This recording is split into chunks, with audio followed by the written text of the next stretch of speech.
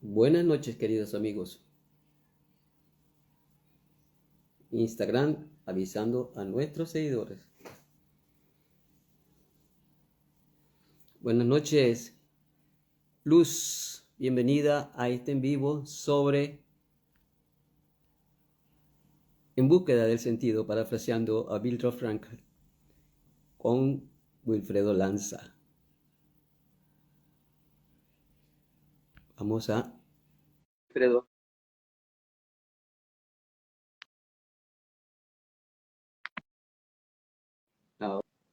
Ahora sí, perfectamente sincronizados estamos hoy. Buenas noches, Teresa. Bienvenida.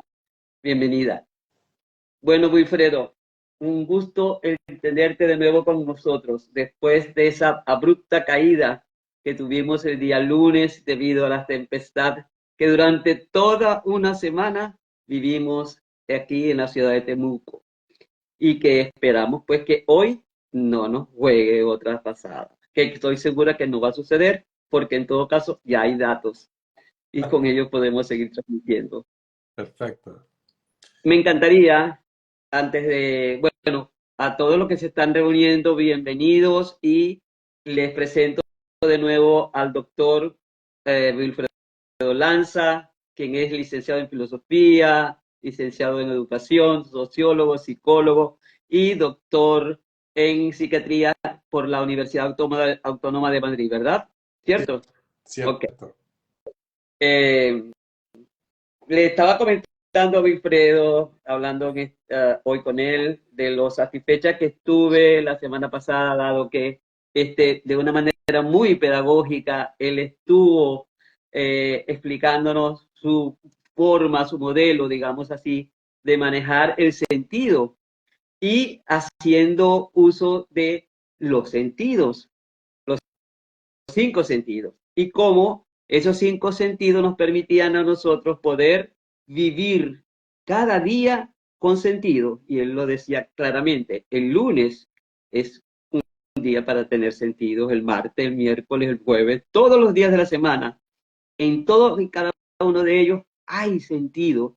Lo importante es buscarlos, saber qué fue lo que me hizo sentir que había hecho algo que valió la pena, algo que me contactó con el mundo.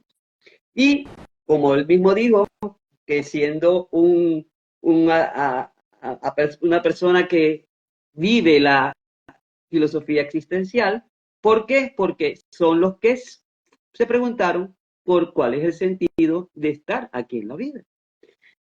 Él había desarrollado su modelo, había iniciado su modelo que yo les dije inclusive que ustedes eran protagonistas porque era por primera vez que lo estaba planteando en una red social y le pedí por favor que de manera sucinta nos recapitulara los aspectos más importantes en vista de que hoy podría ser factible de que se reuniesen otras personas que no habían estado el día lunes. Porque la idea del vivo de hoy es poder terminar para que quede la información completa de lo que para el doctor Lanza significa vivir con sentido, partiendo, ¿verdad?, de dos autores que él ha mencionado durante el vivo, que son Viktor Frankl y Marcel Proust, en su obra En búsqueda del hombre hallado, que según la traducción parece ser que no era el hombre perdido, sino el hombre hallado. Y eso se explicaba a través del uso de los sentidos, ¿cierto? Así que Wilfredo, los micrófonos son tuyos, yo feliz, porque además le decía a Wilfredo de su forma tan particular de explicar las cosas, de hacerlo de forma sencilla, de tal forma que estoy segura que a muchos de los que estuvieron presentes les fue grato escuchar que alguien habla filosóficamente sin mucha, con sentido fácil, con sentido de lo cotidiano y con sentido que nos provoca aprender filosofía. Qué bueno. Ok, Con muchas circunstancias. ¿Te acuerdas la canción? Con con muchas muchas circunstancias. circunstancias, con muchas circunstancias. Bueno, muchas gracias de verdad nuevamente. Estaba esperando este momento para hacer ese cierre, ¿no? que nos hemos Ujú. acostumbrado a que las cosas no queden por la mitad, ni que algún día, sino que, bueno, vamos a cumplir con el objetivo y hacer el cierre para después estar pendientes de otros temas. Así como tú has presentado el libro de Carmen y les has agradecido, yo quiero hoy decirles que el invitado especial para mí hoy, por cierto, la cámara se está viendo bien, se ve bien. Perfecta. Sí, sí, sí, te Es, ves bien, muy bien. es esta obra que para mí es Un lo poquito sube máximo. más la cámara porque te estás quedando hacia un lado Pero y se te está cortando la no, cara. es que no me interesa mi cara ahorita, me interesa que vean el Ah, ok, cuadro. perfecto. ¿Me entiendes tu voz? Perfecto. Sí, quiero que vean este cuadro porque para Ah, mí ok. es lo máximo y de pronto voy a hablar algo durante el trayecto de la hora sobre él. Pero en primer lugar es un cuadro de Rembrandt. Rembrandt Ujú, de su claro oscuro y dibuja ujú. allí a Aristóteles Ok. contemplando el busto de Homero. Entonces, Aristóteles contemplando el busto de Homero. Y ahí hay dos sentidos comprometidos. Dos, entre tantos, están dos. Primero, el tacto. Él le pone la mano en la cabeza, en el cerebro a Homero, como para que le transmitiera todo su conocimiento. Y su mirada está fija allí. Entonces, el tema de la mirada de Aristóteles y el tema de la mano de Aristóteles son la vista y el tacto comprometido para él hacer lo que más adelante quisiera hacer como lo hizo Homero. Es una obra que tiene demasiadas interpretaciones y con ese cuadro yo daba una clase de filosofía hermenéutica perfecta porque se Ujú. prestaba para todo. ¿Qué significa eso? Hay dos elementos, manos y cerebros para la creatividad. O sea, nosotros no nos podemos quedar solamente en el cerebro, sino pasamos a la plasticidad. Y la plasticidad nos la da la mano. Miguel Ángel Buonarroti, antes Ujú. de hacer el Miguel Ángel, el David, la Pietà o hacer el Moisés, iba a la morgue y tocaba los cadáveres y sabía dónde quedaba cada uno de los huesos, cada una de las venas, todo, todo, pero con la mano. Él iba haciendo todas esas cosas. Y después de eso, que lo tenía como registrado en sus huellas digitales, lo plasmaba en la pieza marmórea. Ese mármol que él decía que lo que hacía era sacar la figura de ahí que estaba oculta. Pero primero iba al tacto, iba al tacto. Segundo, lo trasladaba a su cerebro y tercero, lo plastificaba o lo hacía plástico para que todo el mundo lo pudiera ver. Entonces, mano y cerebro para la creatividad. Son dos cosas imprescindibles. Los demás sentidos, ok, están ahí, pero yo quiero hacer hincapié en que esos dos elementos están imbricados, están para que puedan nosotros decir, oye, esa persona tiene la mano de oro, manito de oro, lo que toca, cómo lo hace, qué manera de hacer, porque él, su mirada va directamente con la laboriosidad de la mano para crear lo que quiere crear. Entonces, vamos a esperar que hoy Pero no como el Aristóteles, rey Midas, no como el rey Midas, no como el rey Midas. sí, porque también lo convertía todo en oro, ¿no? Ahora, nosotros podemos hacer también otras cosas que no son tan auríferas, pero lo que quiero decir es que vamos a pensar que nos ilumine un poco más este elemento, porque más adelante, entre las preguntas que me hacían era lo de la Ujú. razón. Y entonces por ahí va a entrar Aristóteles a decirnos algunas cosas. Ok. Bueno, nuevamente, muchas gracias por estar ahí pendiente y estar presente, que es el sentido del tacto, para esta conversación. Sí, ciertamente, en función y de lo que podamos recordar que comentamos la vez pasada, yo estaba haciendo la propuesta de cómo vivir el sentido, ese sentido general, dividido o repartido por los 5 sentidos que todos los manejamos y lo hacíamos un parangón con los tiempos verbales, de tal manera que el pasado iba a estar referido siempre por el olfato y el gusto. La vista y el oído iba a estar referida al futuro y el tacto es el presente. Hay muchas expresiones, hay muchos elementos que nos pueden corroborar eso. Por ejemplo, Jesús, cuando estaba hablando sus pláticas y hacía sus sermones y sus cosas, en un día se le ocurrió y dijo, el que tenga oídos, que oiga, y el que tenga ojos, que vea. Sí, señor. Por lo que estaba diciendo no era fácil digerirlo, no era de fácil digestión. Entonces él dice, bueno, eso es por un futuro, es lo que viene. Yo le estoy anunciando la nueva buena. Es más, le voy a romper el paradigma que han tenido hasta ahora con Talío, ojo por ojo, diente por diente. No, ahora es amarás a tu prójimo como a ti mismo. Los tipos se quedaron locos, pero ¿de qué está hablando este? No entendieron. Aun cuando él muere y habiendo resucitado, se le presenta a los discípulos de Maús y él le dice a los tipos, vino a los suyos y no los reconocieron. O sea, como que perdió el tiempo, porque fue dificilísimo, porque aún en medio de la gente que tú crees que es tuya, no te reconocen. Entonces son elementos que están ahí siempre dados. Suele suceder de paso, y suele suceder. Y suele suceder. Sí, sí, y suele suceder. Por eso que hablar del Espíritu Santo no es tan sencillo, porque es una cosa que tú no lo ves. Pues dice, pero cuando el fuego te toque, lo verás. Cuando el fuego te toque, sentirás que Él está ahí, vibrando en medio de todo. Pero esos son los elementos más difíciles para entender con el entendimiento, razón normal, lo que se está hablando allí en estas cosas. Entonces sí, siempre hay frases. Por ejemplo, Carpe diem. El Carpe diem es un día a la vez. Un día a la vez. Aprovecha el tiempo, aprovecha el tiempo. No lo vengas a hacer, no lo dejes para mañana lo que puedes hacer hoy. O sea, ese presente siempre te está persiguiendo y te están dando elementos como para que tú puedas estar ahí siempre con él. Entonces, ¿por qué decimos que la mejor hallaca en Venezuela es la de mi mamá? Simplemente mi mamá no sabía hacer hallaca, pero mi mamá buscaba la mejor hallaca para mí, que yo estaba pequeño, para que yo tuviera un buen sabor de hallaca y no despreciara la hallaca. Entonces yo crecí, todo el mundo en Venezuela creció comiendo hallaca en la casa, pero ¿la hizo mi mamá? No, no la hizo. Pero nosotros creímos que mi mamá fue quien hizo la hallaca. De tal manera que aquella primera hallaca se quedó grabada cuando yo tenía 5, 6, 7, 8 años. Y entonces yo siempre digo, la mejor hallaca fue la que me dio mi mamá, o la que hizo mi mamá. El gusto se quedó impregnado de esa primera hallaca. Desde entonces tenemos 20, 30, 50, 60 años. Digo, nunca me olvido de la hallaca que comíamos en mi casa, que después al final le dirá, pero acuérdate que quien hacía esa hallaca era tu tía, no tu mamá. Y, bueno, no importa, pero esa es la hallaca que tengo yo grabada en mi mente.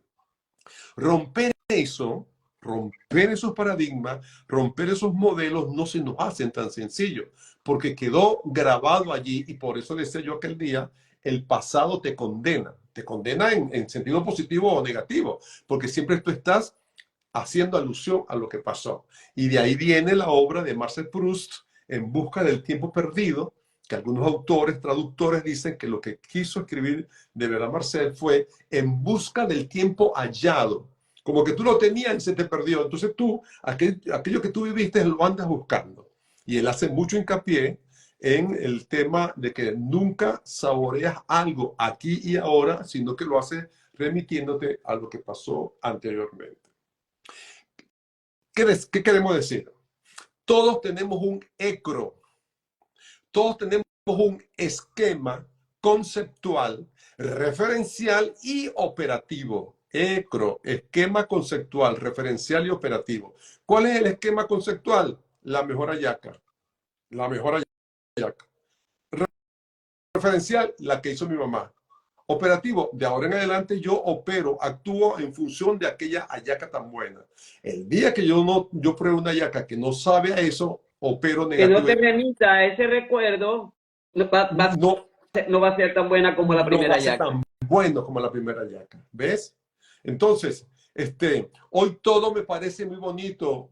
Estoy contento. Yo no sé qué es lo que siento, dice el cantante, y dice la cantante, y dice el poeta, porque está viviendo un momento que, cónchale, le parece algo tan particular. Entonces, el ecro, que es el paradigma que todos tenemos, que es la matriz epistémica con que todos hemos crecido, nos quedó allí. Y con esa matriz epistémica, con ese ecro, con ese paradigma, hemos crecido. Romperlo es posible, pero cuesta. Y es lo que tenemos que hacer. Por eso entonces los sentidos vienen a darle sentido a lo que tú quieres hacer. Voy a citar a un autor, a una persona influencer, y le pido permiso pues a todos ustedes para citarlo, como Ismael Cala. Me llama la atención que él dice la interpretación de los 5 sentidos es interesante, pero limitante. Y yo le digo a Ismael, perdóname, perfecto, porque somos limitados. Entonces, ¿qué quieres tú? Hacer cosas ilimitadas. El día que tú te creas ilimitado, infinito, estás mal. Por eso que la filosofía de la cotidianidad te dice, eres limitado. Entonces, los sentidos te ayudan a que veas el límite y no te extralimites. No es negativo que los 5 sentidos y su interpretación sean limitadas porque tú eres limitado. En son de broma. Ok, eso significa, pero eso significa que yo pueda colocarme retos que no anteriormente no había experimentado. ¿Ves? Y es Entonces viene una ahí palabra donde yo nueva. quizás ese límite los Viene reto. una palabra nueva, los retos. Entonces, en son de broma, yo aprendí en México una expresión y me gustó mucho. Y decía, en México todos somos menso. Usted es un menso. Sí, todos somos mensos. ¿Pero por qué? Porque el único inmenso es Dios. Listo. Y yo, aplauso. Me pareció buenísimo. Entonces, esto me remite a decir que los 5 sentidos son interesantes, pero limitan. Limitan, pero no limitan. Son tan amplios que el gusto te puede llevar a miles y miles de kilómetros. El olfato te puede retrotraer. El futuro te puede proyectar. La vista, el oído. O sea, todos esos elementos te dicen, eres limitado, pero tienes el reto, tienes la oportunidad, tienes el chance de expandirte. El tema no es que tú eras limitado, el tema es que tú puedes correr los límites. Tú puedes correr los límites y eso es Hay lo más importante.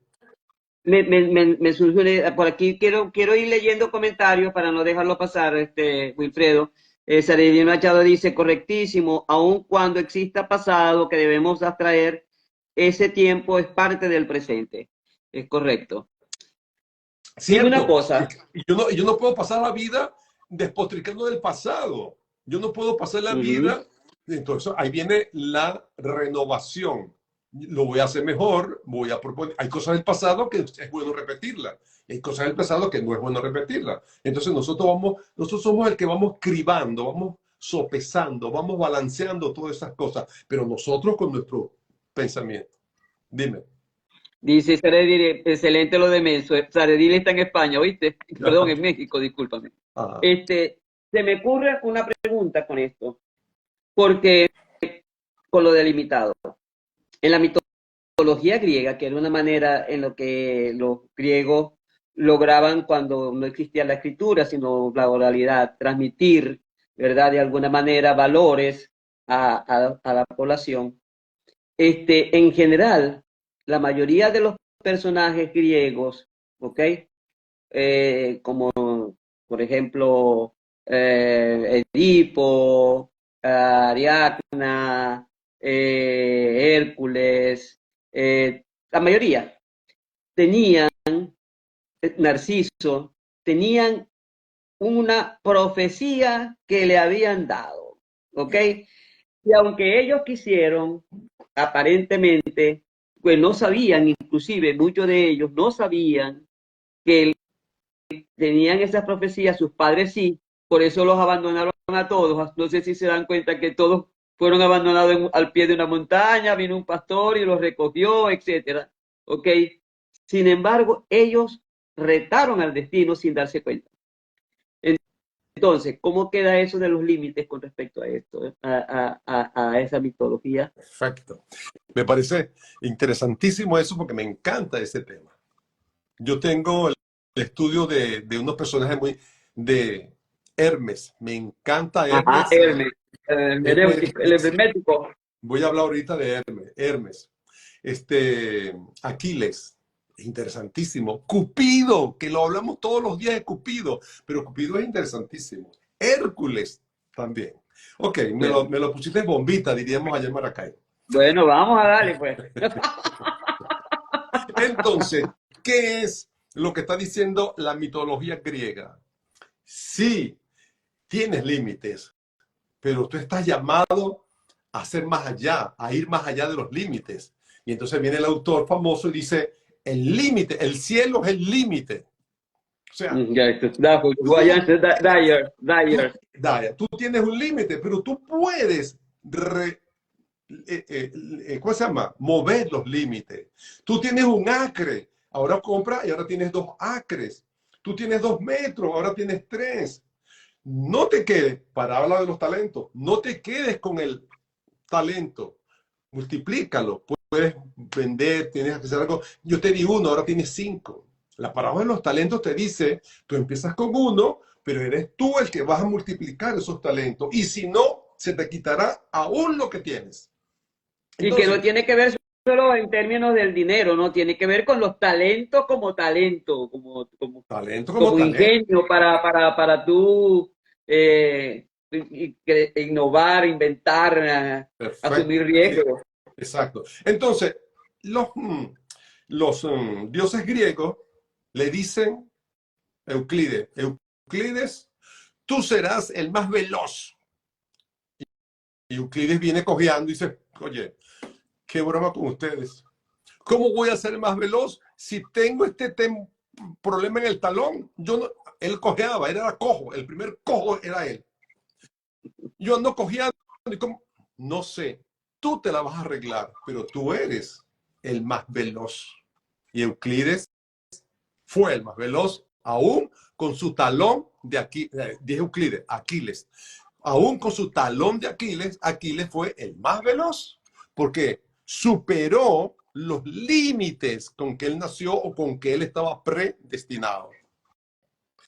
Lo único que no podía ser herido en el talón, porque ahí sí lo mataron. Pero entonces sucede que él tenía que, como se dice en el crecimiento personal, tú tienes que industriarte, tú tienes que prepararte, tú tienes que buscar la mejor forma para que no te den en el talón, porque ese es tu punto dolens.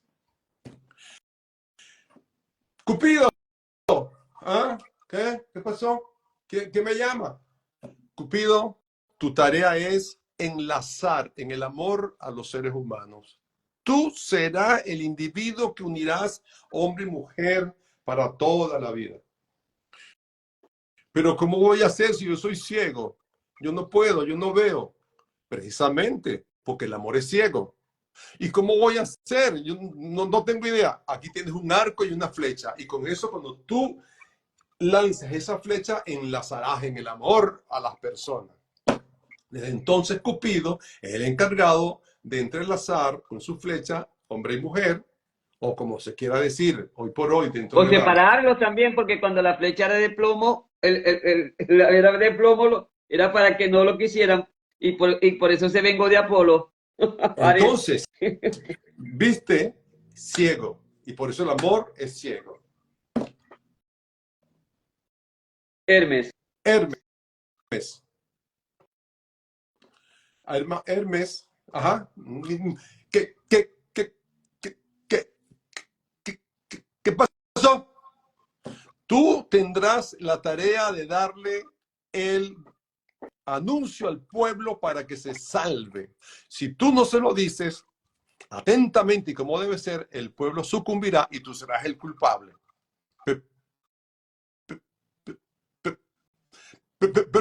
Pero ¿cómo voy a hacer yo si yo no puedo ni hablar? Tú verás, ¿eres tú el que vas a salvar al pueblo o no? Hermes, de la palabra griega, significa hermético. Hermético que era mudo, era tartamudo. No podía hablar, no daba un discurso. Y frente a esa urgencia, él no le daba chance para decirle, salgan corriendo, mire que viene. No. Entonces los dioses le dijeron, bueno, te la vas a arreglar, tú verás cómo hace. Pero tú tienes esa tarea. Y Hermes, no se sabe cómo hizo, le dio el anuncio al pueblo y el pueblo se salvó. De tal manera que desde entonces Hermes es el dios de la interpretación. Porque no era cuestión de hablar solamente, sino interpretar lo que estaba pasando y allí darle el anuncio al pueblo. Desde entonces, Hermes es el que lleva los mensajes. Y fíjate que tanto fue así que Hermes fue el que utilizó Zeus para que cuando se casó casualmente Tetis con Peleo, que los padres de Aquiles, eh, eh, eh, ¿cómo se llama ella? Edris, la manzana de la discordia, la raíz de la diosa de la discordia, que nos lo invitaron, tiró la manzana, y Atenea, Afrodita, se pusieron a pelear, y entonces, ¿qué hizo Zeus? Hermes, tú vas a ser el hombre que va a dirimir esto. Y Hermes fue el que le llevó la manzana a París para que las tres diosas le dijeran quién era la mejor, la más bella. Y resulta que París eligió a Afrodita, que le prometió la mujer más hermosa. Y ahí vino la guerra de Troya. Entonces, el tema de la interpretación la tiene una persona que no podía hablar. Y entonces es cuestión de no hablar, sino interpretar y saber hacia dónde van las cosas, porque Hermes, que después va a dar origen a mi especialidad, que es la filosofía hermenéutica, que es la ciencia de la interpretación, que empieza con Ferdinand de Saussure, en el tema de la lingüística, y todo eso por ahí, que después hablaremos un poco en la pregunta que me hicieron. Ok, entonces, ¿qué sucede? Vemos cómo, tanto en la antigua Grecia y con la mitología y con el advenimiento de Jesús y con lo cotidiano, conseguimos siempre que están ahí presentes esta manera, esto cotidiano y esta forma de ver, y que están los sentidos comprometidos. Y es interesante ese tema, ¿no? Cómo el de la lengua está en Hermes, como el de la visión está en Cupido, y cada uno de esos elementos son interesantes como para traerla en esta conversación, que puede ser una conversación para tomarse un café o lo que sea, pero al menos es algo como para entender mejor en dónde nos estamos moviendo y que la cosa es más sencilla de lo que nosotros podemos hacer. Entonces, el tema es los límites. La respuesta que te di en relación a los límites. Sí, somos limitados, pero tenemos la oportunidad de correr nuestros límites. Tenemos la oportunidad. ¿Y cómo corremos los límites? Bueno, entrando en estos temas que pueden ayudarnos en el manejo de los 5 sentidos. Dice Saledí, wow, espectacular esa gramática. Bienvenidos a todos los que se están conectando. Por favor, sus preguntas pueden dejarla en la casilla de la interrogante o por aquí, por la pantalla, para que Wilfredo les responda. A mí me encantaría, Wilfredo, que tú hicieras una síntesis sobre el por qué esos 5 sentidos, ¿verdad? Sin meternos en más allá en discusiones de si son 14, son 13, son 12, lo que sea, juegan un papel donde nosotros como seres humanos vivimos conectados entre pasado, presente y futuro. O sea, no podemos desvincularnos porque en cada uno de nuestros actos, por simple que parezcan, siempre hay una conexión con esos tiempos verbales.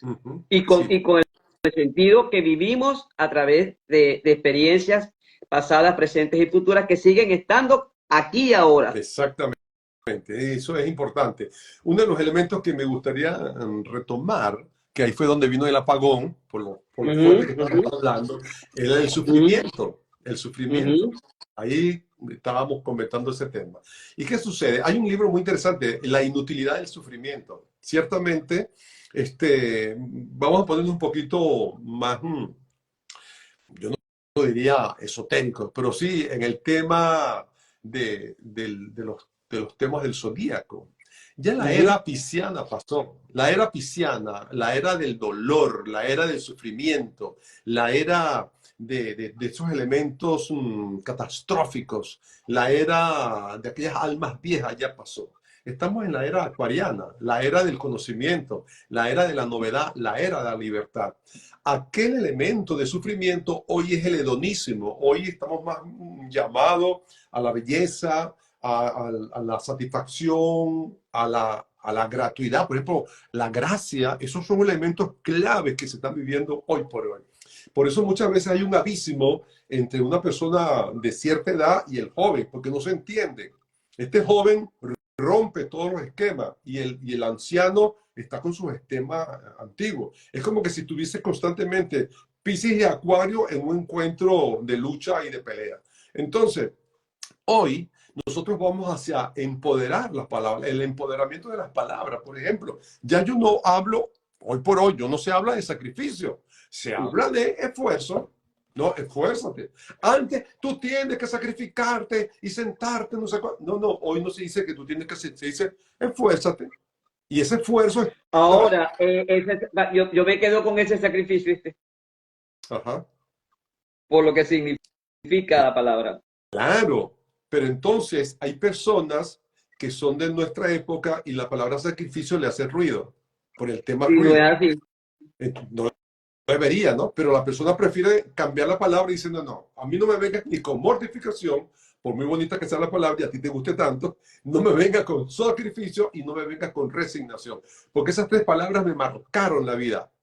Tres palabras que entraron por el oído y me marcaron la vida futura, que es lo que estoy viviendo. Hoy yo quiero erradicar de mi vocabulario esas tres palabras.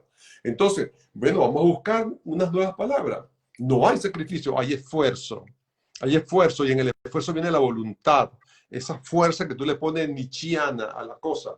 Hay el mito de Sísifo, carga con tu piedra, no la arrojes y que nadie te la lleve. Ahí viene Atlas con el mundo encima. Ahí viene Jesús, cada quien con su propia cruz, no con la cruz del otro, con la tuya. Entonces, esfuérzate, hasta para ser feliz, esfuérzate. Las cosas no vienen gratuitas, de la nada. Entonces, ya no se habla de sacrificio, sino que se habla del esfuerzo. No te mortifiques, no, vive el aquí y el ahora. Vive el aquí y el ahora. No te mortifiques, mañana qué va a pasar, lo chocaron, qué le pasó, qué no le pasó. No, no, no, no. Para de sufrir. No te sigas mortificando. Vívelo, disfrútalo y vive el aquí y el ahora. Resignación. No, no, no te resignes en eso. Renueva. Anda siempre en la onda de renovar los elementos. Entonces, hoy por hoy se habla mucho de la renovación, que es muy acuariano, mucho de la libertad, mucho de la inventiva, mucho de la creatividad. La tecnología es acuariana. Ahí están todos las rupturas con todos los elementos anteriores. Entonces, estos elementos nos ayudan para darle poder a las palabras que pronunciamos. Porque si pronunciamos palabras que no tienen poder, nos quitan el poder por aquello de la energía y por aquellas Ok, cosas. pero podemos resignificar esas palabras porque mucha gente la usaron sin saber verdaderamente su significado y lo potente de su significado, porque cuando yo digo que sacrificio es sacralizar mi Lo que estás vida, haciendo. Ajá. ¿verdad? Es hacerla sagrada, uy, el significado cambia totalmente. Y que cuando yo digo Definitivamente. resignarme no es aceptar todo como viene, sino resignificar. Y si resignificar significa es qué sentido le puedo dar a esta situación que se me está planteando ahora, Uh -huh, no uh -huh, resignarme. uh -huh. Entonces, no sé, porque esto de esfuérzate, cuidado, no te quedes esforzándote, ¿oíste? A mí me gusta mucho Te sale una lo del hernia. esfuérzate. Te puede salir ¿Ah? una hernia. Te puede salir una Sí, hernia. señor. Claro, claro. Y si no tengo una paja, me sale una hernia abdominal. Bueno, pero sí, es posible eso que dices tú si tú estás como materia disponible para decir voy a resignificar, voy a hacer esto de esta manera y punto. Pero hay otras personas que prefieren cambiar radicalmente las palabras y buscar otras. Por eso de empoderar las palabras, el empoderamiento, y eso me parece sumamente interesante e importante. Pero es un trabajo muy Yo personal tengo y para cierta que... reserva con eso del empoderamiento, te lo confieso, muy Piedad. Yo creo que son palabras gringas que se quisieron llevar al español, porque el empowerment, que es darle poder a la gente, pero cuando tiene la capacidad de tomar decisiones, porque tiene la información necesaria para tomar decisiones que no sean catastróficas. Eso es el empowerment, por lo menos como el que yo aprendí a nivel organizacional. Entonces ahora se utiliza para todo empoderar, empoderar, empoderar. Son frases cliché que mucha gente no tienen una dimensión exacta de lo que significa empoderar y qué cosas debes hacer tú para sentirte una persona con poder. Sí. Porque de alguna manera, como seres limitados, tenemos unas fronteras, ¿verdad? Porque además somos seres relacionales que nos llevan a cuidado. Yo no puedo pasar tu frontera por querer cumplir algo que para mí es importante. Porque hay límites en las relaciones. No me mires así, que no sé si estoy haciendo una barbaridad. No, te estoy oyendo.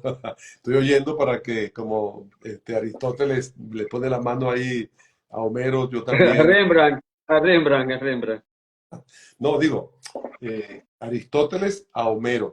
Quien lo Ah, dice es verdad. Rembrandt. Rembrandt Actuar no, con es, sentido y sin sentido, dice sí, Careril. ¿Eso oíste? Exactamente, Mari. como, Vamos a ver si hay algún. Wow, sí, espectacular esa dramática. Bueno, lo que dices, no, tiene sentido lo que dices, desde ese aspecto, de ese aspecto. De todas maneras, eso es otro tema que podríamos conversar sobre lo que es el empowerment, perfecto. en Todo lo dónde que tú quieras lo empezó, podemos conversar por aquí.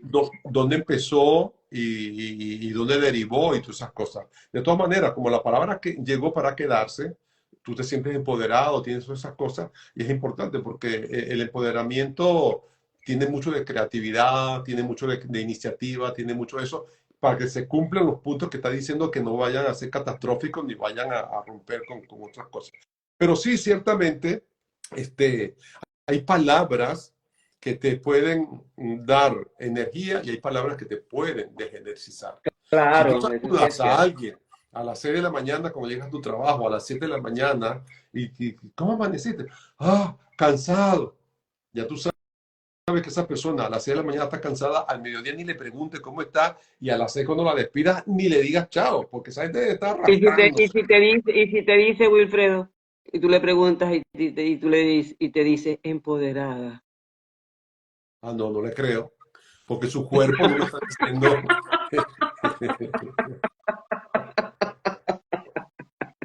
Ok, y Wilfredo, me interesan los ejemplos de cómo operan los cinco sentidos en esto de buscar el sentido en el cada día. Sí.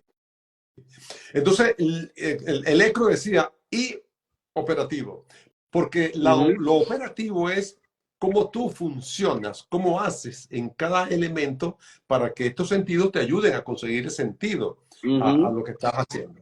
Nosotros ujú. vivimos constantemente en un con sentido y sin sentido. Por ejemplo, la persona que decía ahorita el tema de actuar con sentido sin sentido. Ajá, No, sale eso no tiene sentido. Actúas con sentido sin sentido. Es como cuando el Chapulín te decía, sin querer queriendo, sin querer queriendo. correcto. Entonces, ¿cómo es eso de que sin querer queriendo? O decía el otro, como quien no quiere la cosa y la cosa queriendo. Entonces tú, bueno, vamos a ver qué te queda, con cuál elemento te queda, ¿no?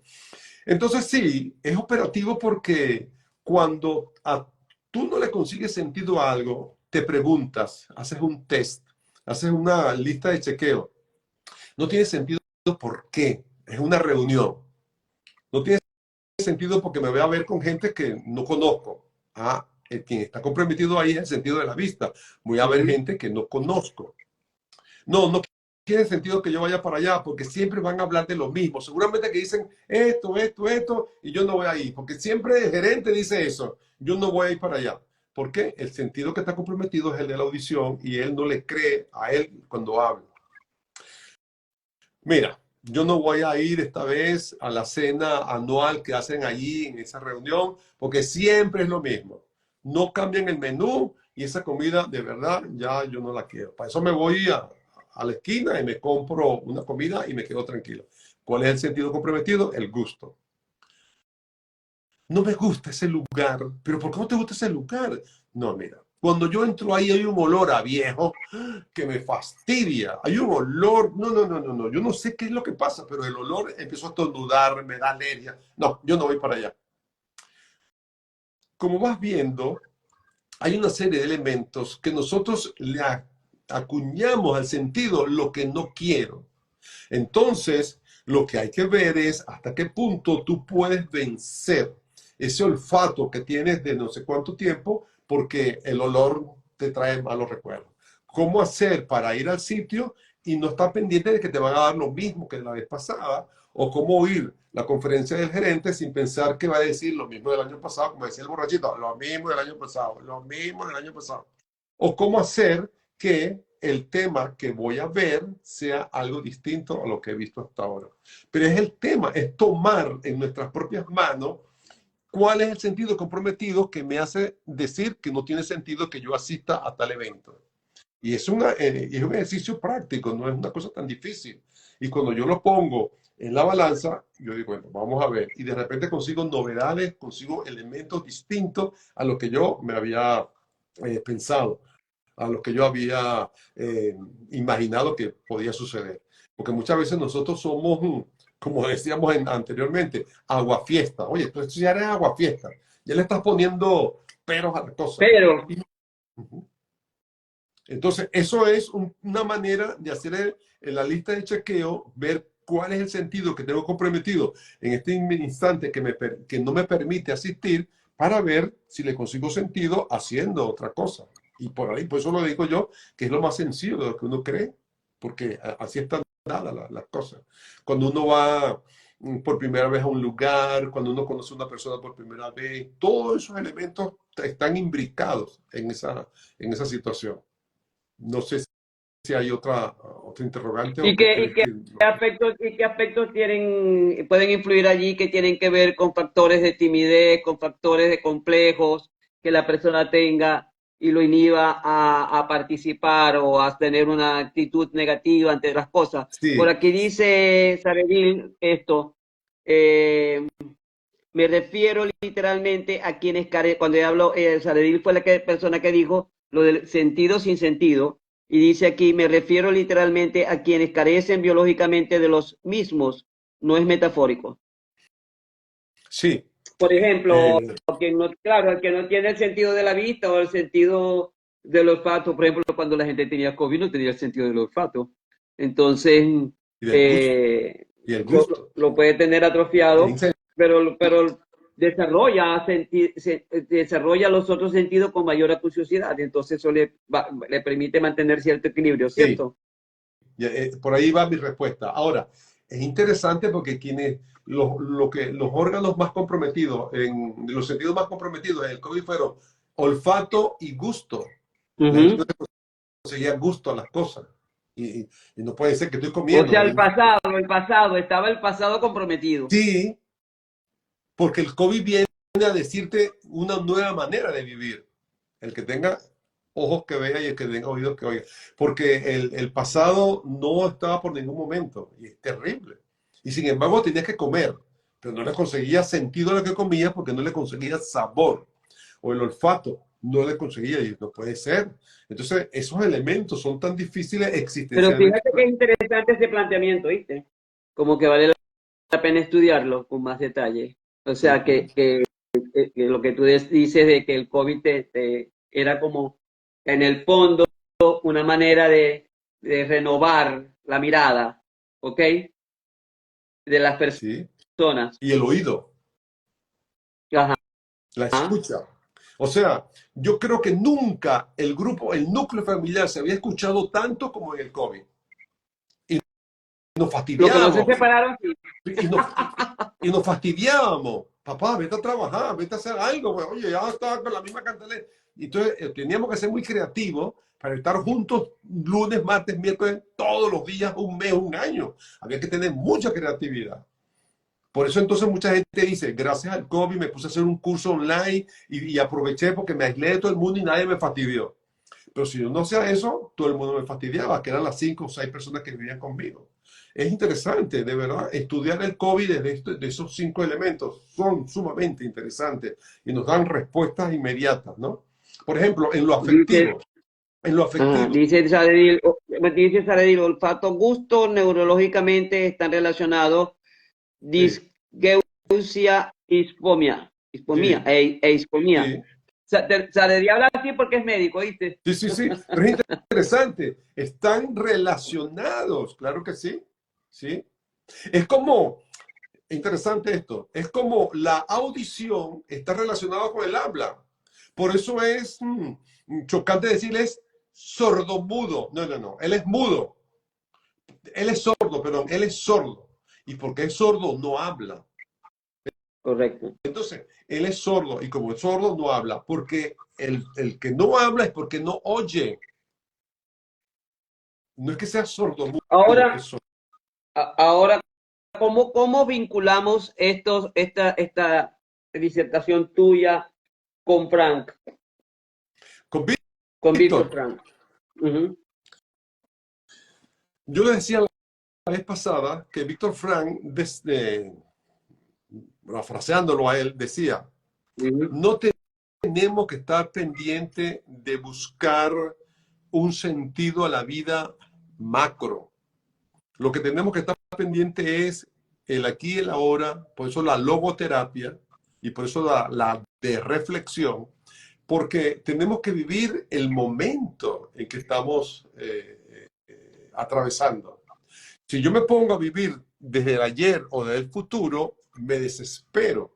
Y estoy aquí y ahora, frente a una cámara de gas, frente a un horno crematorio, frente a unos verdugos, a unos tipos que me dicen, corre, báñate, tienes tanto, y pasando frío. Entonces yo no puedo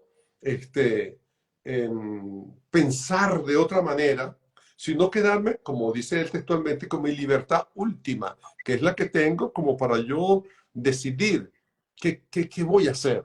Decidir incluso cuando voy a la cámara de gas, decidir incluso cuando voy al horno crematorio. Entonces, el Perdón, tema del sufrimiento, discúlpame, libertad última, ¿por qué la dice? ¿Porque ya a punto de morir, a punto de que llegue el término de mi vida o qué? no. Ah, ok. Él dice que te podrán quitar todo, Ujú, pero tu libertad última, es el concepto que él crea, tu libertad ujú, última no te la pueden quitar. Ujú. ok. Entonces, esa libertad última, no sé si tú te acuerdas de aquella película famosa de Redemption, de los tipos que estaban presos que hace Foreman y Mike Damon. Ah, sí, sí, yo sé quién es, que los dos eran amigos, ¿te Sí. acuerdas? Y Ajá, que eran esa. varios, que inclusive hubo uno que fue liberado y no pudo vivir en libertad y terminó ahorcándose, ¿te acuerdas? Sí. Ujú, Esa película es buenísima para explicar un poco ujú, lo que dice Víctor Frankl. Y entonces, cuando el muchacho pone la música y lo castiga y se oyó la música, otra vez el oído, cuando esta gente que tenían tiempo que no oía una música y esa música la pone, la gente cambió el aspecto, les dio como un ánimo, les entró algo en el cuerpo que ellos tenían años que no oían. Y castiga el de la música, pues, oye, ¿cómo se te ocurre? Y entonces le dijo el otro, no, tranquilo, tu libertad, esa libertad de poner ese disco, esa música, nadie te la puede privar, te podrán caer a palo, pero no te la pueden quitar. Y es lo que dice Víctor Frank, tu libertad última. Yo creo, ni Jean-Paul Sartre habla de la libertad como la habla este como hombre. la condena, te estás condenado a ser libre. Eso se lo compré yo a Sartre completico, ¿oíste? Completico. Exactamente. Entonces, hay una libertad última, como que te quitaron la primera, la segunda, la tercera, la cuarta, la quinta, eran 10. Y la última, la 10, nadie te la puede quitar. Y entonces, en esa libertad última, eres tú, todo tu ser, para lograr, aún entrando al horno crematorio, como te decía el otro día, de Maximiliano Kolbe, cuando dice, yo entro por él y así doy mi vida por ello. Entonces, ese aspecto que dice Víctor Frankl del sufrimiento, dice, no, es que no vale la pena, no vale la pena porque está adelantándote a cosas que tú mismo no sabes cómo puedes morir o cómo puedes terminar, etcétera, etcétera. A mí me parece interesante eso. Y uno de los puntos claves de Víctor Frankl en la logoterapia, el primer punto es la de reflexión. De Porque él dice, reflexión, no reflexionar, o no reflexionar. es como una Centrarte deconstrucción. centrarte en lo que vives, Sí, en el sí, instante, ver, sentir, escuchar, sí, ese ambiente en el que tú te desenvuelves, ¿ok? sí, sí. Entiendo, El tema, ¿cierto? el tema carcelario, el primer punto es la de reflexión. Porque si tú te pones allí, dime tú todos estos políticos que están presos ahorita en Venezuela, cónchale, que yo estoy aquí, que están haciendo, que no sé, que yo... No, no, no.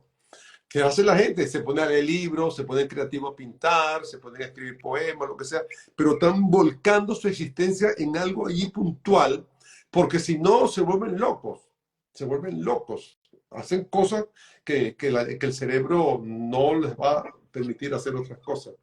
Entonces sí, ese hombre en busca de sentido va a estar siempre llevado a darle sentido a lo odierno, a lo del día, al carpe diem, al elemento de ver qué puedes hacer.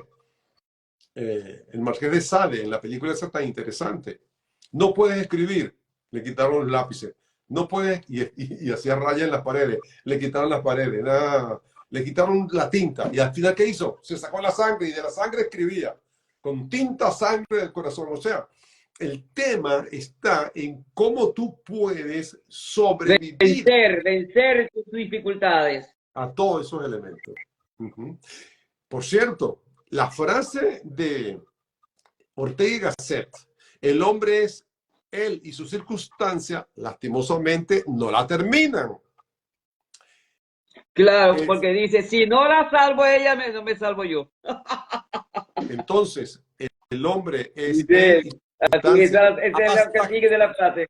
El hombre es él y su circunstancia y la vence. Porque si no la salvo a ella, no me salvo yo. Entonces, tú no puedes circunscribirte a la circunstancia, porque la circunstancia es lo que te circunda, lo que te rodea, pero tú superas lo que te rodea, tú superas la circunstancia. Tú tienes ese elemento en ti, otra vez regresamos a los límites, para superarlo. Si te quedas allí, dice salvo a ella, dice salvo yo. Entonces tú no puedes venir todos los días, es que llovió, es que troneó, es que mi mamá está enferma. Entonces andas acabando con todo el mundo para justificar tu ineficiencia. Ahora, quizás espero que no me esté desviando con esta reflexión que voy a hacer. Ortega y Gasset, en El hombre, en la rebelión de las masas, si no me equivoco, la escribió, ¿verdad? Él habla, yo digo, el hombre masa no piensa, la masa es amorfa, la masa es movida por otros, ¿ok? Es manipulada por otros, no hay pensamiento. Entonces, en la actualidad, una impresión que yo tengo, estamos movidos por una ola de teorías, ¿ok? Que la gente se ha ocupado, algunos, de interiorizar, de buscarle explicación, de darle una lógica, pero que al final pareciera que se hacen los fans de esa ola, ¿ok? Entonces, cuando yo me hago fan de una ola, yo pierdo la perspectiva de ver el resto del paisaje.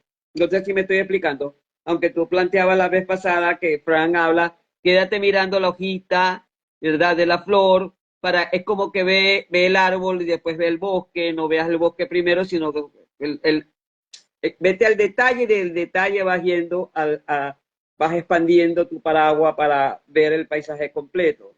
¿Ok? En un mundo donde la gente está tan influenciada y se queda, porque yo siento así, se queda con la información que le llega, no hay una actitud de crítica, de buscar la información que pueda ser contrapuesta para buscar una opinión propia. Y entonces se cuadra con algo, ¿no? Fíjate, hoy veía algo tan absurdo, escuchaba algo tan absurdo, y me disculpan. Una mujer, mira el tratamiento miren ustedes el tratamiento que le daban en la televisión. Una mujer que dice haberse casado con un muñeco de trapo y dice haber tenido varios hijos de ese muñeco de trapo.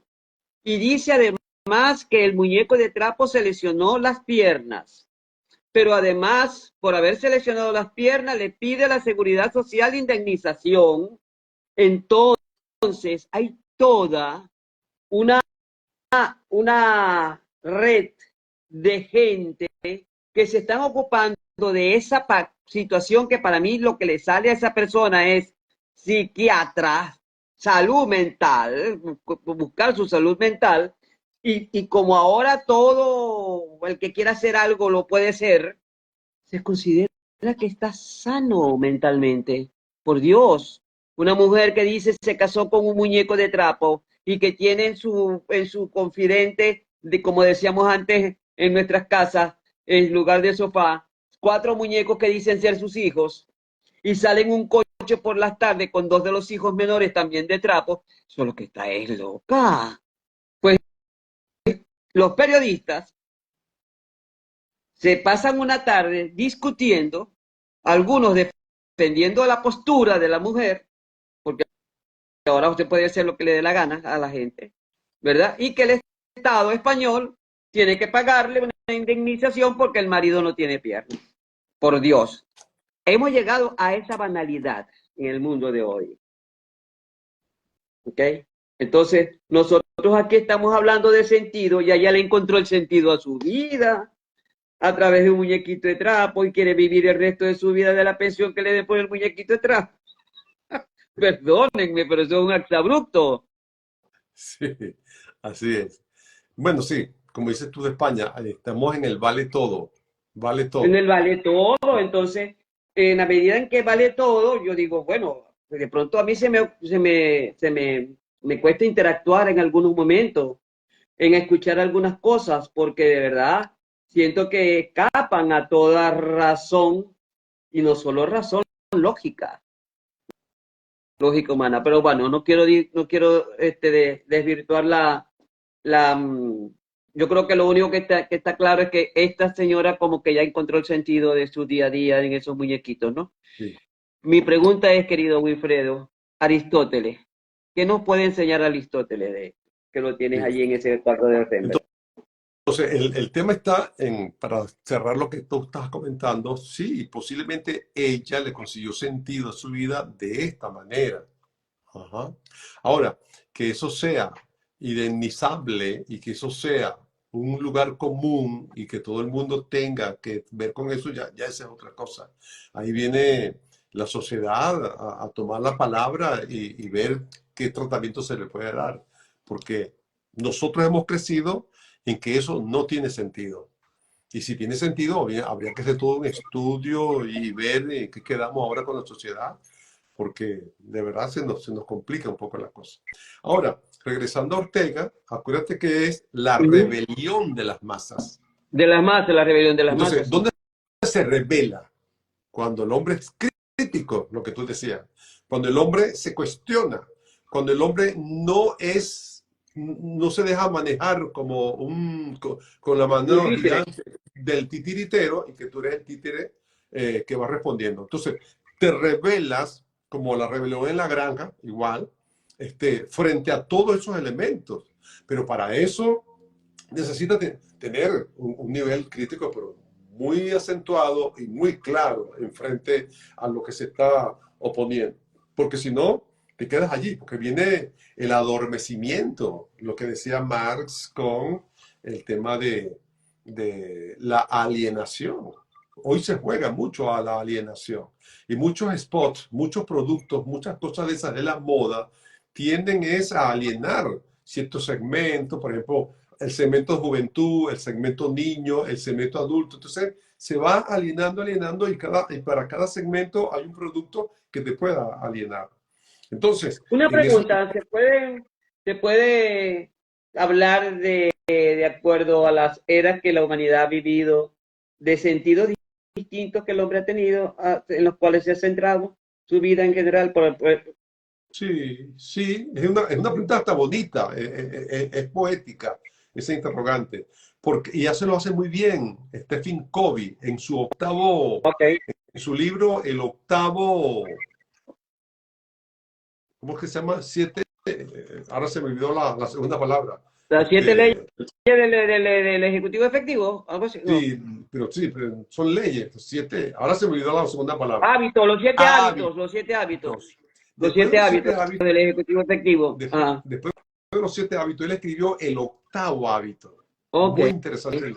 Y en el octavo hábito, él hace un estudio del hombre agrícola, del hombre primitivo, del hombre agrícola, del hombre tecnológico, de la revolución industrial. Y sí, ciertamente, cada era, cada momento tuvo como un sentido privilegiado.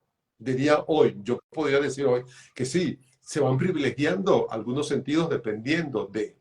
Por ejemplo, yo voy a la reunión. ¿Por qué? Porque tengo que ir. Fíjate que la gente se fija. Hoy el sentido de la vista es uno de los sentidos que más se pone en la interacción. Privilegia, vamos a decirlo. Entonces yo voy a la reunión para ver y sentirme visto. Entonces tú tienes que ir con tu mejor pinta, con tu mejor traje. Y si no es tu mejor, es el peor traje, pero para que te vean con el peor traje, pero que te vean. Ver y ser visto. Entonces, hoy por hoy es muy importante ese tema. Por eso, otra vez lo que tú dijiste anteayer, en función de la instantaneidad. Tú tienes que estar en el like, tú tienes que estar ahí porque si no, no estás. Está como la propaganda nuestra hace años en las páginas amarillas. Si tú no estás en la amarilla, tú no existes. Entonces, si tú no te ves, si no te ven, tú no existes, tú no eres nadie. Entonces, en un momento, entonces, el hombre agrícola era muy gusto y muy olfato. Tenía que sembrar, y muy tacto. Tenía que sembrar, cosechar, probar. Él vivía en esos elementos. Y además su redil era pequeño, ¿no? Era su pequeña familia y su rancho, su cosita. Pero era muy terrenal, muy tacto, muy presente y con su gusto y con su olfato, con sus productos y sus animales que estaba llevando adelante. O sea que un médico es muy visual o muy visual y muy tacto también, ¿no? De tacto. Chica, mira la pregunta que es interesante. No es que sea muy. Un médico tiene que desarrollar los 5 sentidos. ¿Qué pasa con nosotros, con nuestra medicina? El médico venezolano es muy tacto. Desde que ve, ¿cómo está, doñita? ¿Cómo está, chamo? ¿Cómo está usted? Te saluda. Cosa que en Estados Unidos no existe eso. Primero. De aquí No. tampoco. Segundo, habla. ¿Cómo está tu mamá? ¿Cómo está tu abuela? ¿Cómo está tu tía? Tengo tiempo que no sé nada. Te pregunta por el perro, si tienes perro. Y él va dando la vuelta hasta que llega. ¿Y qué te trae por aquí? Hasta que el hombre en esa confianza entra y dice, bueno, mira, doctor, lo que pasa es que tengo un dolor aquí, que me sube y me baja. ¡Ay! Y me sube y me baja. Y me sube y me baja. Ya. Entonces, el médico, como el profesor, igual que el profesor, igual que el periodista, igual que el político, hay profesiones que tienen los elementos que desarrollarlos, porque si un médico se va solamente por el tacto y no habla, se queda mal el paciente. El médico tiene que desarrollar, igual que un docente, el docente tiene que ser visual, tiene que ser auditivo y tiene que ser, kinestésico también tiene que ser. ¿Cómo? A momentos debe ser kinestésico. Esas son las palabras que me faltaban. Y tiene que ser kinestésico. Esos elementos. Entonces, los 3 elementos son importantes. Entonces, las profesiones te van. ¿Qué pasa con el ingeniero? Entonces, el ingeniero es muy visual, pero les cuesta lo auditivo. O puede ser auditivo y no kinestésico. Entonces, oye, ese ingeniero sí es bueno porque es kinestésico, porque es visual y es auditivo. Porque te explica y te dice no sé qué cosa. Pero cuando se queda en una sola cosa, vienen los problemas.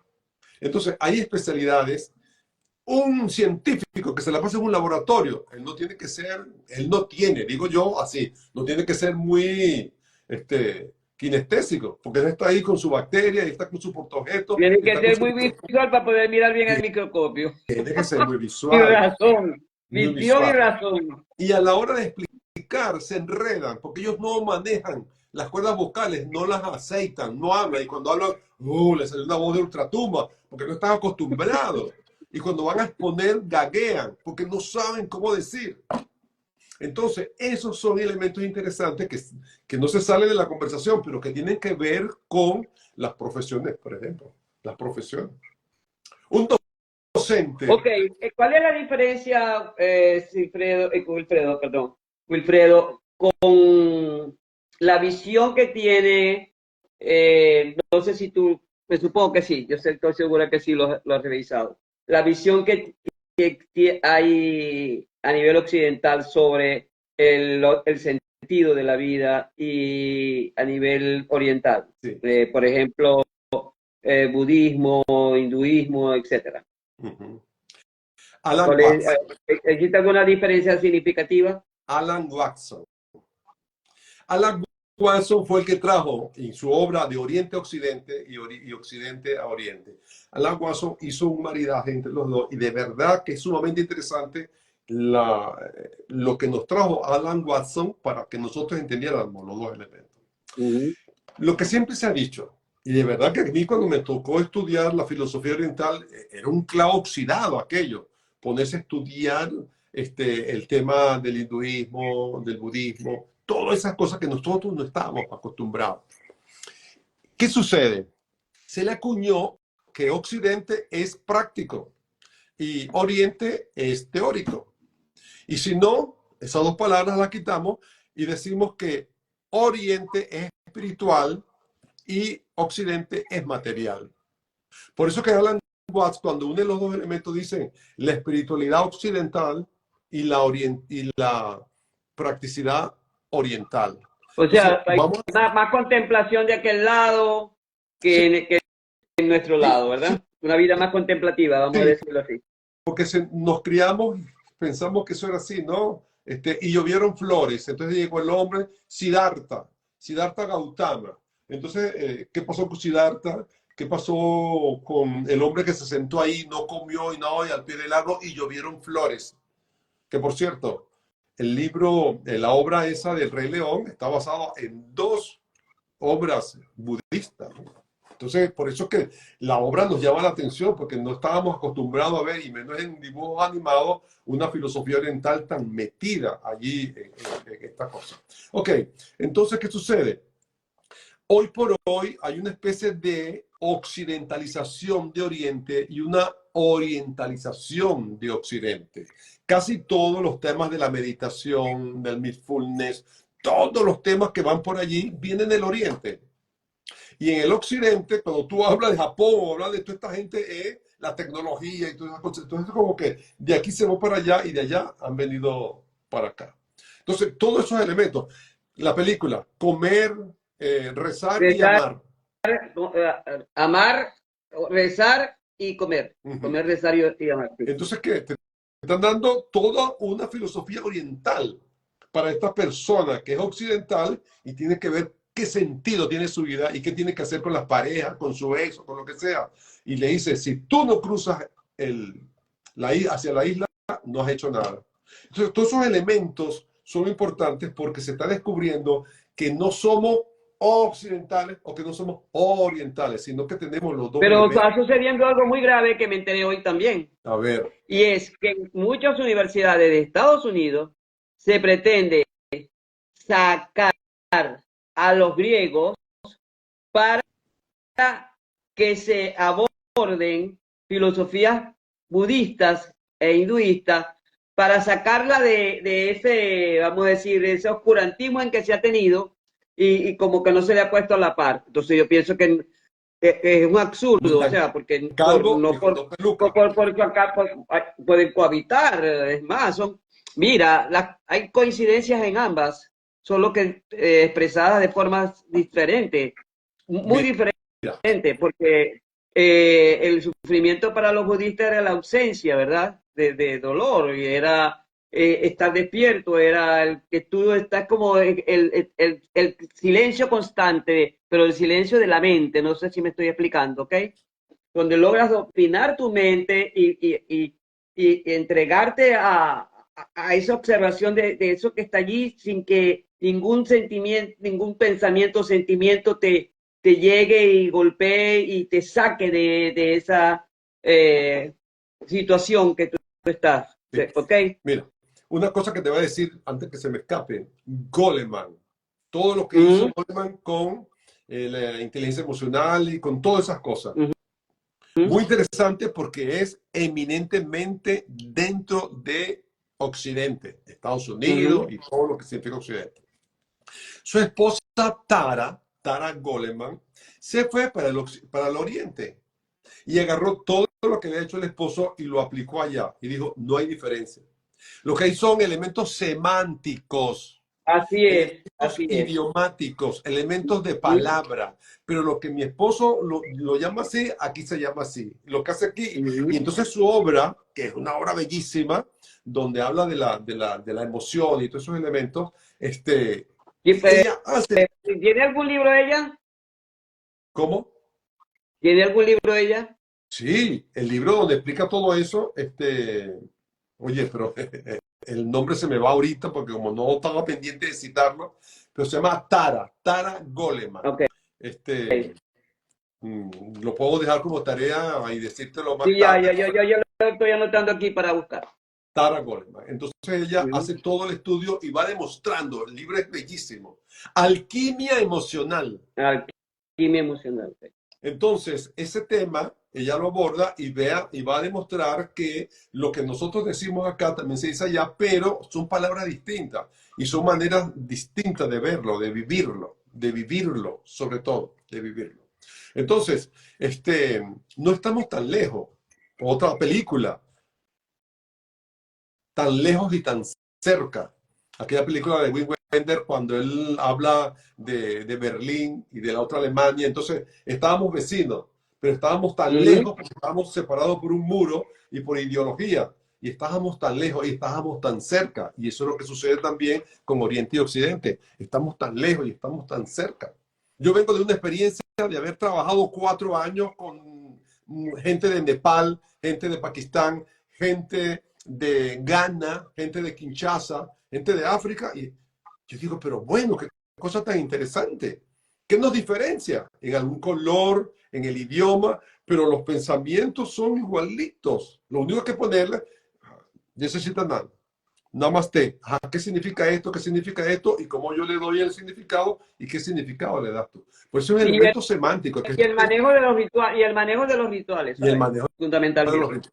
Ajá. Y entonces, el rito, porque el rito es importantísimo en la cultura. No podemos eliminar. El símbolo y rito son 2 palabras clave para tú poder entender una civilización, una cultura. Hoy yo aprendí otra cosa y fue lo siguiente. Tú sabes que me enteré por un documental que vi que en Japón el porno no lo llaman porno, sino no por, algo así. ¿Ok? Y es una de las industrias más que más dinero da. Lucrativa. Lucrativa. Bueno, y allá no están centrado tanto en que se vean los órganos genitales de las personas que están haciendo sexo, sino que se sugiera, porque está prohibido que se vean, enseñar los órganos genitales tanto del hombre como de la mujer. Entonces lo que hacen es en sus películas porno sugerir, y eso como que le da un matiz totalmente de mayor seducción y excitación que si lo vieran, para que tú veas lo que son. Refrán que te lo concluye.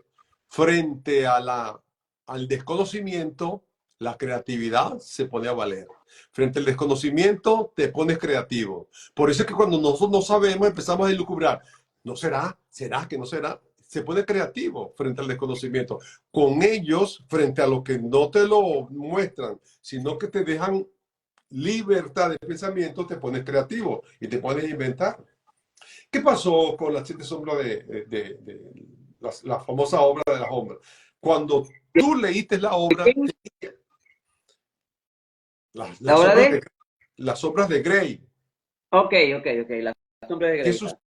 sucede? Cuando las personas leyeron la obra, se imaginaron muchas cosas. Cuando fueron a ver la película, eso no sirve. ¿Pero por qué? Porque yo me imaginé que iban a sacar esto y esto y no lo sacaron. Eso era una habladera ahí que yo me dormí en la película. La gente no le gustó porque no se consiguieron con lo que ellos habían pensado mientras leían el libro.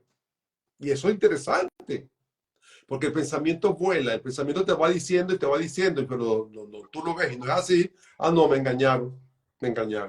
Y la gente dijo, la segunda Queridos parte. amigos, por favor, les agradecemos sus preguntas. Por aquí hay varios comentarios. Dice Sare Letra, wow, estos dos filósofos me tienen encantada, cual hadas. Ay, gracias. Liliana nos envía sonrisas y libros. Bienvenida, Liliana. Sare dice, correctísimo, diagnosticamos con los 5 sentidos y más porque nos adentramos a mirarlo, nos importan. También por aquí, a ver. Teresa Perdóname, Sánchez mientras dice, tú das los absolutamente saludos, de acuerdo. mientras das ¿Perdón? los saludos, voy a buscar, porque se me está acabando la batería. Ok, Dan ya los vamos saludos a y yo. terminar. Absolutamente de acuerdo. Al verdadero maestro debe percibir por los 5 sentidos a sus alumnos cualitativamente. Totalmente de acuerdo, sí, señora. Buenas noches a todos los que están conectados, a todos. Alquimia emocional, dice Anaís Marrero. Buenas noches, Anaís. Bienvenida, mi amor. A ver, Judy Machado se unió. Sare dice mayor atracción cuando no muestra. Sí, claro que sí. Y Joana Bermúdez dice, me gusta mucho la conversación. Bueno, queridos amigos, la idea es poder hacer los lunes acompañarnos con nuestro estimado doctor Wilfredo Landa, para abordar temas de interés y que desde una mirada cotidiana de la filosofía que nos permita que muchos de ustedes se enamoren de la filosofía. Porque la filosofía a mí le da sentido a mi vida. No sé, a la tuya también le da sentido, ¿verdad? Toda mi vida, Wilfredo. ¿Ah? toda mi vida ha sido desde ese punto de vista. Yo me pongo a pensar qué pasó conmigo cuando tenía 2 años, 3 años, 4 años, 5 años, y creo que la he vivido de esa forma, de esa manera. Mira, antes de terminar, sí me gustaría responder, tengo 3 preguntas Ajá. aquí pendientes. Ok, Sí, por favor. el primer elemento está en los puntos de la corriente filosófica que me preguntaban la vez pasada. Ujú. En la corriente filosófica yo de verdad me quedé con el existencialismo, desde Soren Kierkegaard, pasando después por Marcel Gabriel, existencialismo esperanzado, francés muy interesante. Me quedé después con Jean-Paul Sartre, me quedé con Heidegger. Heidegger no le gusta que le digan que es existencialista, pero al final muchas cosas Pero que lo decía presentan como existencialista, algunos lo presentan como como existencialista. existencialista, sí. Y sobre todo Ahora, porque, no todo existencialismo es ateo, ¿ok? no, no, no. Muchas veces lo No, confundieron no, con porque eso. se tiende a creer que los existencialistas son ateos Sí. todos y no necesariamente Y, es. y el primero, vamos a decir, el primero que Kierkegaard no tenía nada que ver con ateo. Era hijo de un protestante y él al final, con todo lo que hace, termina diciendo, me salvo porque creo en Dios. Este, es como dice la Pero fue gente, muy angustiado. A mí me gustó mucho cuando lo estudió en la universidad, pero fue un hombre muy angustiado, ¿eh? tenía la angustia porque tenía a Dios ahí como a Abraham, te voy a matar. Y entonces al final él termina rindiéndose ante Dios. Y dice, no, pero es que Dios, y le da todo su existencialismo y queda en la creencia de Dios y todo. Entonces, Heidegger, lo que pasa con Heidegger es que él es el que habla de la facticidad. El profesor, el maestro adorado o el hijo ilustrado de Husserl era Heidegger. Ujú. Heidegger le dedica su libro y en la segunda edición le quitan la dedicatoria. ¿Por qué? Porque la fenomenología de Husserl va hacia como un idealismo, un elemento Sí, que Heidegger decía, sí, sí. aquí está pasando algo, aquí hay algo raro. Y entonces él habla de la facticidad, de la facticidad. Si eso no es factible, no es. Entonces ese tema es interesante cómo lo aborda él. Y entonces hay un elemento de ese camino al ser y esa existencia y todas esas cosas.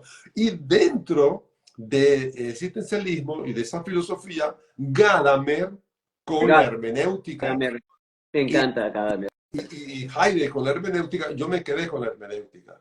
Entonces, el elemento de la interpretación, que viene otra de las preguntas, ¿cuál es el reto de la filosofía actual? Y yo le puse, ¿Cuál es el reto de la filosofía actual y siempre? La filosofía tiene el reto de interpretar lo que acontece, que es la fenomenología. ¿Cuál es el fenómeno? ¿Qué es la palabra fenómeno es una palabra más bien francesa que significa lo que aparece, lo que aparece. Cuando estábamos pequeños, mamá, ahí hay un fenómeno. ¿Cómo que un fenómeno? Sí, apareció de repente, porque los fenómenos aparecían. O cuando algo, oye, que es fenomenal, eso sí es fenomenal, porque alguien nunca lo había visto hasta que apareció ese fenómeno. Los ovnis, objetos voladores no identificados, era un fenómeno. Entonces, la palabra fenómeno significa lo que aparece. Entonces, cuando Husserl estudia la fenomenología y va con Heidegger, están estudiando esos elementos, entonces dice Heidegger, pero si no es factible, se queda en lo que apareció y punto. Entonces, a mí me parece que la filosofía y su reto ha sido interpretar los hechos, lo factible, lo que ha sucedido. Por eso la política latinoamericana es muy interesante para interpretarla. Que uno se vuelve loco, oye, ¿qué pasó aquí? ¿Qué pasó? Entonces, en cada país, nosotros nos nombramos cada país, Venezuela, Colombia, México, Chile. Entonces uno va interpretando según la población, según la ciudadanía que habita allí, un elemento. Entonces la filosofía tiene esa tarea de darte. ¿Por qué manda Nerón a que mi amigo se suicidara? ¿Por qué mandan a Séneca se suicidara. Séneca? De retirada a Séneca. Sí. Ah, Y sí, sí, sí. Séneca, y todo el mundo llorando. Y dice, pero no lloren. Séneca, no lloren. Entonces, no, ¿qué es posible? Mira, mandó a quemar Roma. Acabó con su familia. Hizo esto. Y yo voy a quedar vivo. No, yo sabía que a mí me iba a tocar algo. Así que pásame la copa que me la tomo ya.